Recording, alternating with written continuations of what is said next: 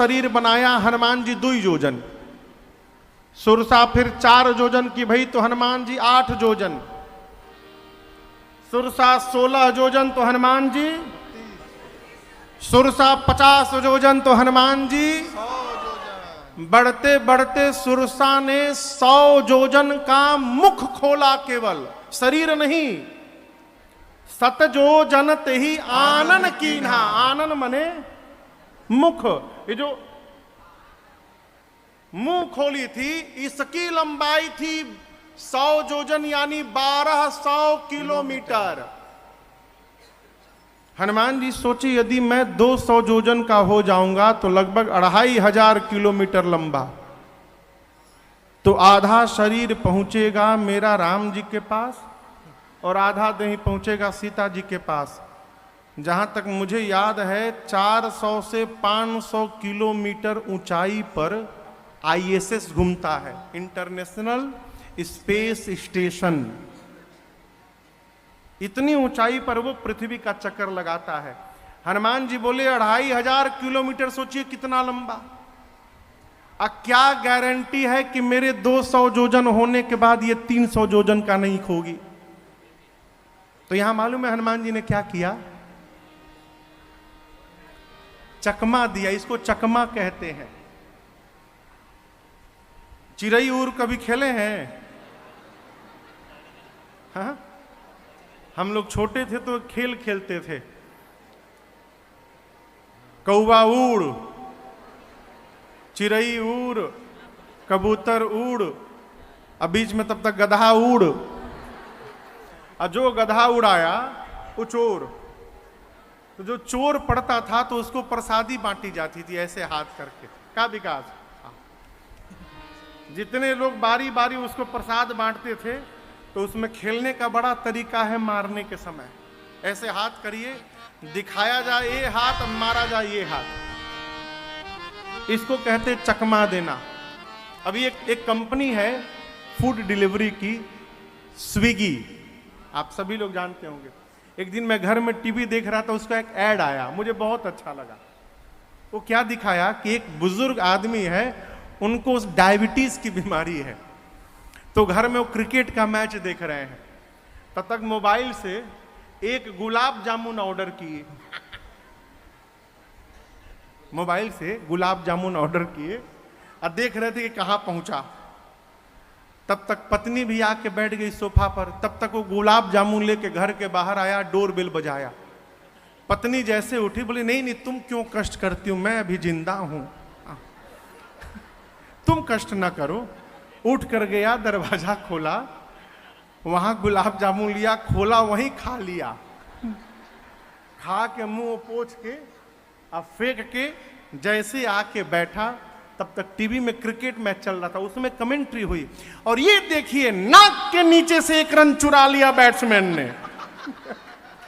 मैंने पत्नी के नाक के नीचे से चकमा देके 1 गुलाब जामुन पा के भाई साहब चले आए। ये क्या है? चकमा देना। हनुमान जी 1 योजन से शुरू भय, बढ़ाते बढ़ाते सुरसा को 100 योजन तक ले गए। और जैसे सुरसा ने 100 योजन का मुख खोला, हनुमान जी बढ़े नहीं, छोटे हुए। छोटे में कितना? लघु। लघु में कितना?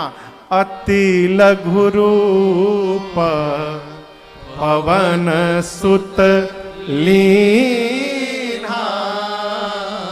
हनुमान जी महाराज अति लघु रूप धारण किए। सुरसा का मुख खुला था, भीतर गए। अब भीतर से जाकर थोड़ी देर बाद बाहर आए और बोले मां, अब मैं आपके भीतर जाकर आया हूं, क्या अब भी मुझे खाओगी आप? सुरसा मुस्कुराई। सुरसा ने कहा हनुमान जी, देवताओं ने मुझे आपके बल और बुद्धि का पता लगाने के लिए भेजा था। हनुमान जी बोले क्या पता चला? सुरसा ने कहा आपके बढ़े हुए स्वरूप का दर्शन मिला, इससे आपके बल का पता चल गया और मुझसे छुटकारा पाने के लिए आपने सूक्ष्म रूप धारण कर लिया, इससे आपके बुद्धि का पता चल गया। बल और बुद्धि के आप अपार भंडार हैं। अब यहां एक कथा कहती है जीवन में यदि समय विपरीत होकर सुरसा जैसा विकराल रूप धारण कर ले, यदि जीवन की समस्याएं विकराल होती जा रही हैं दिन रात, तो अपने को जितना हो सके समेट लेने का प्रयास करिए। समस्याएं बड़ी हो तो अपने को छोटा बना लीजिए, जितना अपने को सूक्ष्म कर लीजिएगा, हनुमान जी की तरह समस्या के भीतर जाकर भी आराम से बाहर चले आइएगा। और समस्या के आगे यदि बड़ा बनिएगा तो समस्या और विशाल रूप लेती जाएगी और आप समाप्त हो जाएंगे। हनुमान जी छोटा बने और दर्शन करिए, परिणाम जो खाने आई थी वही आशीर्वाद दे रही है। राम काज सब करे हबो, तुम बल बुद्धि निधान, आशीष दे गई सो हरसि चले ओ हनुमान। सुरसा ने कहा राम जी का सब काम करिएगा। राम जी का कौन सा काम करिएगा? सब काम। ये सब काम सुन के हनुमान जी सावधान हो गए। बोले क्यों? राम जी ने केवल एक काम कहा था, सीता जी की सूचना लाकर देने के लिए। जामवंत जी ने भी केवल एक काम कहा था, सीता ही देख कहौ सुधि आई। आई सुरसा कह रही है राम जी का सब काम करिएगा, तो और नया काम कहां से आ गया? बोले आगे देखा जाएगा। चले लंका से ठीक पहले समुद्र में रावण ने सिंहिका को बिठाया है, राक्षसी है, राहु की मां है ये। सिंहिका का एक ही काम, आकाश में से जाने वाले जीव जंतुओं को पकड़ के समुद्र में डुबा के मार देती थी। आज भी जब आप अमेरिका जाएंगे तो अमेरिका के फ्लोरिडा स्टेट के पास एक ट्रायंगल है जिसको बरमूडा ट्रायंगल कहते हैं। बाबू है ना?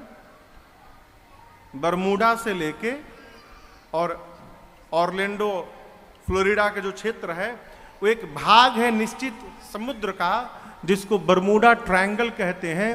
उसके ऊपर से कहते हैं कोई हवाई जहाज वाज नहीं जाता, ना नीचे समुद्र में कोई पानी का जहाज जाता है। जो भी जहाज जाता है वहां डूब जाता है।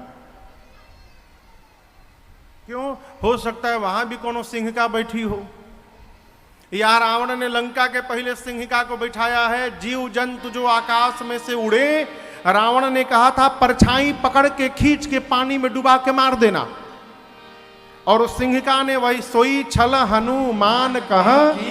हनुमान जी की छाया पकड़ी लगी खींचने नीचे। हनुमान जी देखे आगे जाते जाते नीचे जाने लगा। नीचे देखा ध्यान से, तासु कपट कपि तुरत ही। श्री हनुमान जी को पहचानने में विलंब नहीं लगा। ये परीक्षण करने नहीं आई है, ये मारने आई है। और ढीला छोड़ दिया अपना शरीर हनुमान जी, लगी खींचने। जैसे पास में खींच कर लाई सिंहिका, हनुमान जी अपनी मुष्टिका बांधे और सिंहिका के सिर पर एक मुष्टिका, जय श्री राम, एक मुष्टिका मारे वही सिंहिका समाप्त हो गई। ताहि मारि मारुत सुर बीरा, पार गयो मति धीरा। पार करके हनुमान जी लंका के 3 कूट से 1 कूट पर पहुंचे। त्रिकूट यानी 3 शिखर हैं, उसका एक शिखर खाली था, कुछ नहीं था वहां। वहां रावण ने काल को पहरे में बिठाया है। किसको? काल को। कहा था जो भी इधर से आए खा जाना। काल हनुमान जी को देखा, दौड़ा हनुमान जी को खाने के लिए। हनुमान जी काल को ही पकड़ के अपने गाल में दबा लिए और दांत में लेके लगे हनुमान जी दांत किटकिटाने। अब बानर का दांत लगने पर कितना बढ़िया लगता है? किसी को बानर काटा होगा वही बताएगा। किसको काटा है? तो कटले बका गांव में कटले रहे। हाँ हाँ, बहुत लोग हो, लेकिन क्यों बताई ना बरा कि हम लोग कटले बा। पंडित जी काटा है। जैसे हनुमान जी काल को दांत में दबाए, काल बाप बाप चिल्लाने लगा। पार्वती जी भगवान शंकर से कहती, क्या बोले बाबा, हनुमान जी ने काल को गाल में रख लिया। शंकर जी बोले, उमा न कछु कपि कै अधिकार, ये तो प्रभु प्रताप जो काल ही खाई। उमा, हनुमान जी ने काल को गाल में रख लिया है, इसमें हनुमान जी की कोई बात नहीं है, ये प्रभु का प्रताप है, राम कार्य में जा रहे हैं। यदि काल भी अवरोध करेगा तो हनुमान जी काल को भी अपना ग्रास बनाने की आज शक्ति रखते हैं। ये सब मेरे राम जी के प्रताप का परिणाम है। काल चिल्लाया, छोड़िए छोड़िए। हनुमान जी बोले, एक शर्त पे छोड़ूंगा, जा रहा हूं लंका में, जिसको इशारा करूंगा उठाओ, उठा लोगे ना? काल बोला, छोड़िए, आप कहिएगा तो रावणों को आज ही उठा लूंगा, हमको पहले छोड़िए, नहीं तो डर है कहीं हम ही ना उठ जाए आज। हनुमान जी ने काल को मुख से निकाला, चारों तरफ देखा, चारों तरफ योद्धा दिखाई पड़े। विचार किया, दिन में जाना ठीक नहीं है। संध्या के बेला अंधकार होने के समय छोटा रूप धारण करके मसक समान रूप कपिधारे, मसक समान रूप कपिधारे, लंका ही चले सुमिर नरहरि, लंका ही चले सुमिर नरहरि, नाम लंकिनी एक निश्चरे, नाम लंकिनी एक बोली। निश्चरे, सो कह चले सि मोहिनिंदरे, सो कह चले सि मोहिनिंदरे, जान ही नहीं मरम सठ मोरा, मोर आहार जहां लगी चोरा, जान ही नहीं मरम सठ मोरा, मोर आहार जहां लगी चोरा। हनुमान जी दबे पांव चले, लंकिनी मुख्य द्वार पर खड़ी है, दृष्टि पहुंची, हनुमान जी को बोली, सट, मेरे रहते लंका में चोर की भांति जा रहा है, तो जानता नहीं है मैं चोरों को पकड़ पकड़ के खाती हूं। हनुमान जी खड़े हो गए, बोले, दुनिया का सबसे बड़ा चोर तुम्हारा राजा है, उसको तो नहीं खाई, हमको खाओगी? अरे खाना है तो हिम सागर आम लाया हूं, आम खाओ। बोली, आम क्या होता है? हनुमान जी बोले, जो राम और आम को नहीं जानता उससे बड़ा भागा दूसरा कोई नहीं होता है। बोले, बानर, राम का नाम मत लेना, लंका में राम कहना राष्ट्रद्रोह है। आम का है? आम? हनुमान जी बोले, खाओगी? लंकिनी बोले, लाए हो? बोले, बस पिछवा उहे रख ले बानी हम, आवत देता नहीं, नीचे झुको, अभी देता हूं, खूब बढ़िया एकदम ताजा आम है, नीचे आओ। लंकिनी झुकी, गोस्वामी जी कहते, मुठिका एक महाकपि हनी, हानि मतलब जानते हैं? हानि मतलब, हानि मतलब हन देना, संदेहन देना। कैसे हन देना? संडे ना, संदे, संदे मतलब झटके में। हनुमान जी बोले, नीचे झुको, अभी देता हूं, एकदम हिम सागर आम है, आधा किलो का एक आम। जैसे झुकी, मुष्टिका एक, हनुमान जी मुष्टिका बांधे और उसकी खोपड़ी पर एक मुष्टिका, जय श्री राम, उसके सर को पकड़ के टेहुनिया से जय, एक मुष्टिका का प्रहार किए। महा, महा मन छोट मोटना, भारी रखे, रुधिर बमत धरनी धनम, खून की उल्टी करके ढिमुलिया मार के उतनी दूर जाकर गिरी। हनुमान जी दौड़ कर गए, जाकर लंकिनी को उठाकर पूछे, हाउ वॉज द टेस्ट? मीठा था ना प्रसादी जो दिया हूं अयोध्या वाला है? लंकिनी बोली, मैं बहुत भाग्यशाली हूं। हनुमान जी बोले, प्रसादी बटा तब पता चला, पहले बोल दी होती। अब यहां बोलिए, दर्शन करिए, पहले क्यों नहीं बोली? इसके कई कारण। रावण के पाप के द्वारा अर्जित अन्न को उसने खाया था। जैसन खावे अन्न वैसन होवे मन, और जैसन पीवे पानी वैसन होवे वाणी। पापी का अन्न खाई थी इसलिए भगत दिखाई नहीं पड़ा। हनुमान जी मुष्टिका मारे और जो उस अन्न से रक्त बना था, रक्त मुंह से बाहर निकला, मन शुद्ध हुआ। अब हनुमान जी में चोर दिखाई नहीं दिया, अब हनुमान जी में भगवान का दूत दिखाई दिया। लंकनी को हाथ जोड़ के खड़ी हो गई। देखें नयना राम कर दूता।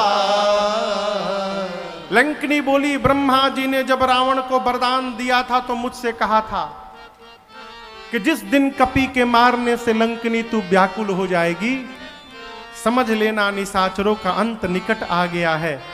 हनुमान जी, आपके साथ जो हमारा अभी मुलाकात हुआ ना, हनुमान जी बोले मुलाकात की मुकालात, मतलब भाई जो हुआ ना, मैं इसके सुख को बता नहीं सकती हूं। यहां लंकनी ने सत्संग की महिमा बताई। तात स्वर्ग अपवर्ग सुख धैर्य तुला एक अंग। तुला यानी तराजू। तराजू देखे हैं?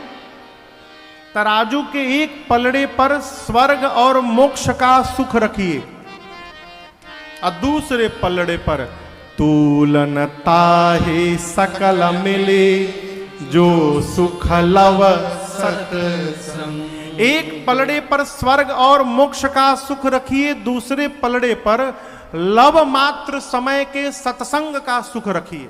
लव यानी पलक गिरने में जितना समय लग रहा है उसका 1/3 भाग, ये लव है, समय की छोटी इकाई। पलक गिरने में जो समय लग रहा है वो निमेष, निमेष कहा जाता है।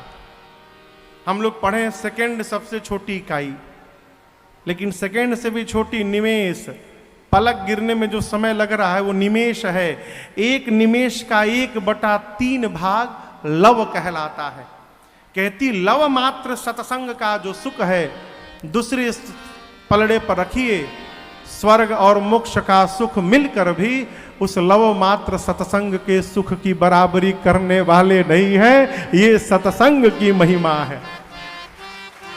इसीलिए कबीरदास जी कहते हैं, अरे संतन के संग लाग।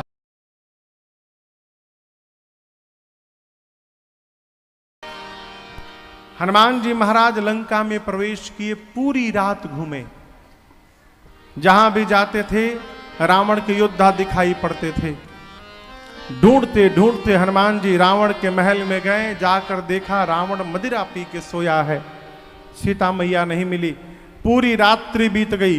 भोर बेला हुआ, तब तक हल्के उजाले में भवन एक पुनि देख सुहावा। क्यों? हरे मंदिर ताहा भिन्न बना। पूरी रात्रि हनुमान जी जितने मंदिरों को, घरों को देखे हैं, उन घरों से, मंदिरों से ये घर और इसका मंदिर भिन्न है। भिन्न क्यों है? इस घर के मंदिर के दीवाल पर रामायुध अंकित गृह शोभा बरनी न जा। नव तुलसी का वृंद तहां देखी हरस कपीरा। इस घर के दीवार पर राम जी के आयुध, धनुष, बाण बने हुए हैं। घर के आंगन में तुलसी जी का विरवा लगा हुआ है।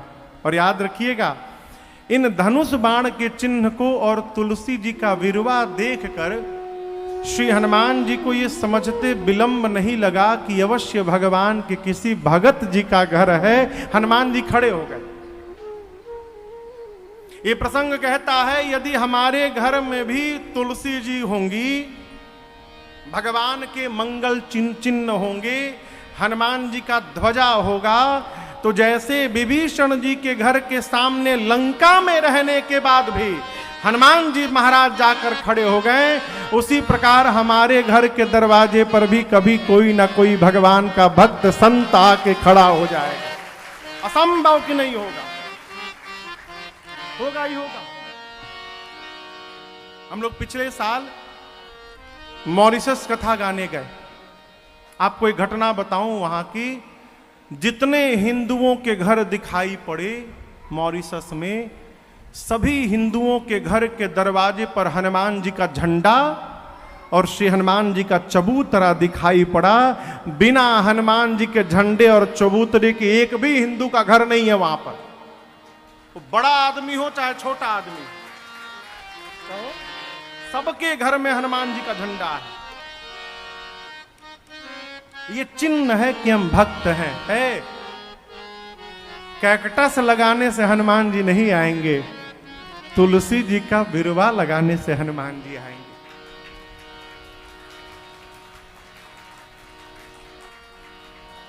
पुराण भगवान कहते हैं तुलसी मैया के पौधे से 1 जोजन सराउंडिंग एरिया,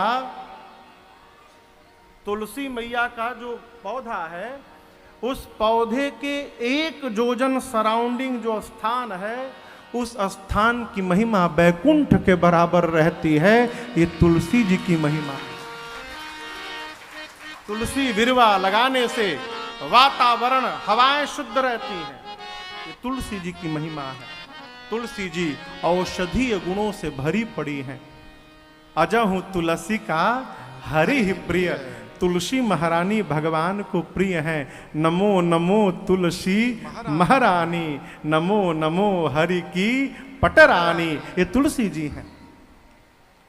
तुलसी जी को देखकर हनुमान जी समझ गए भगवान के भक्त का घर है, लेकिन चिंतन करने लगे। लंका निश्चर निकर निवासा, यहाँ कहाँ सजन करवासा। मन महु तर्क करे कपिलागा। हनुमान जी मन में तर्क करने लगे। लंका निशाचरों की नगरी है, निशाचरों की नगरी में भगत जी कहां मिल गए। लेकिन याद रखिएगा, 2 ही चीज धरती के किसी भी कोने में जाइएगा मिलेगा।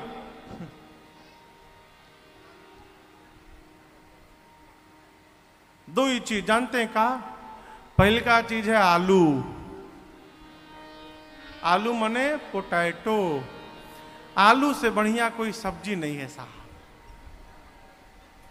जितनी सब्जियां हैं सबका राजा है आलू।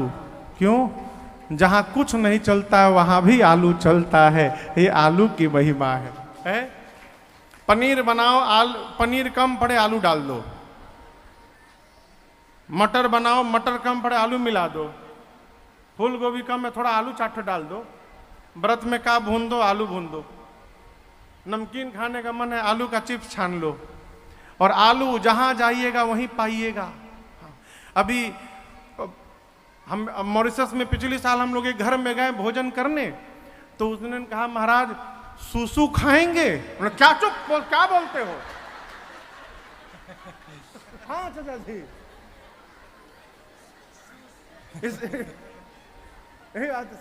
सत्य है ना?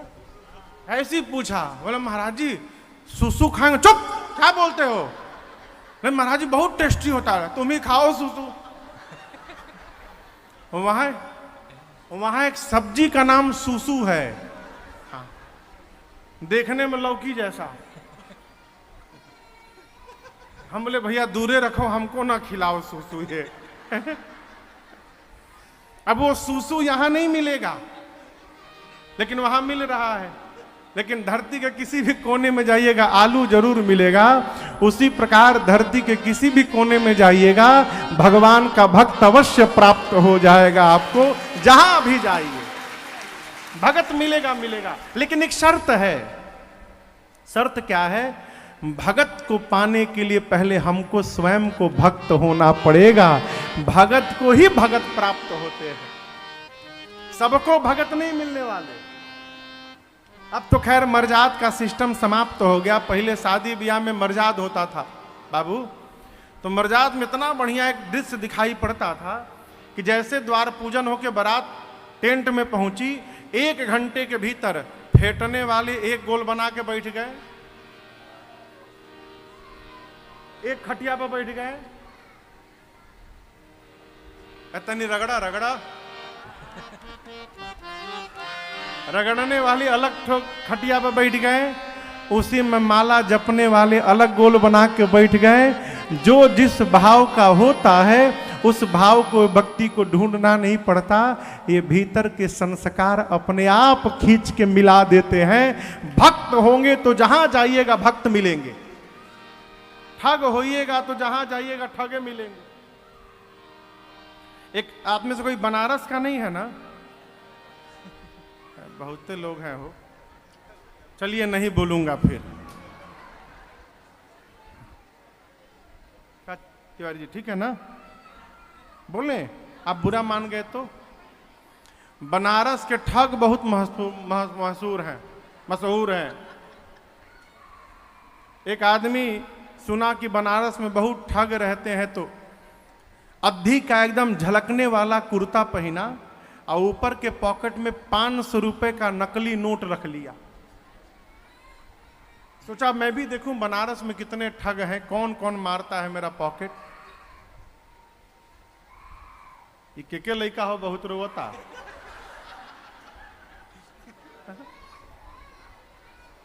तारे का हो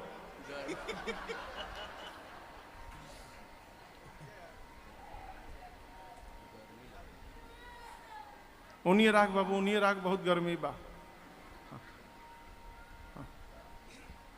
तो वो 500 रुपया रख के बगली में लगा घूमने बनारस। दिन भर घूमता, हर 1 घंटे बाद देखे नोटिया तो बटले बा। तो शाम को एक चाय के दुकान पर बैठ के चाय पी रहा था, बगल में 2-3 लोग और बैठे थे। तो बोला बहुत सुने थे कि बनारस में बहुत ठग रहते हैं, खाक ठग रहते हैं। सवेरे से 500 रुपया का नोट लेके घूम रहा हूं, अब तक कोई नहीं मारा। पूरा दिन बीत गया। तो बगल में जो चाय पी रहा था वो धीरे से बोला, नकली नोट लेके घूमोगे तो कौन मारेगा? तो बोला आपको कैसे मालूम नकली है? बोला 3 बार तो मैं ही चेक करके वापस रख दिया हूं।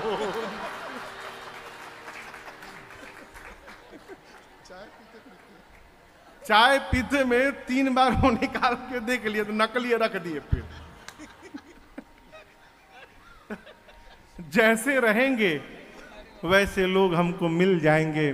भगत रहेंगे तो भगत मिलेंगे, सत्संगी रहेंगे सत्संगी मिलेंगे, और यदि विषयी हैं तो हम जहां भी जाएंगे वहां विषयी ही मिलेंगे, भगत मिलने वाले नहीं।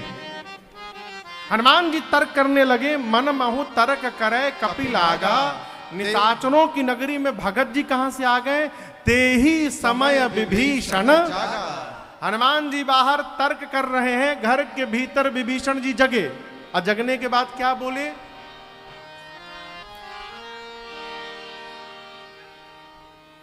राम राम ते सुमिरन कीन्हा। ये सुनकर हृदय हरसे कपि सज्जन चीन्हा। विभीषण जी जगे तो राम राम बोले। क्या बोले? एक दिन मैं सोच रहा था, कथा में कहीं थे तो बैठे बैठे इसी प्रसंग पर चिंतन कर रहे थे।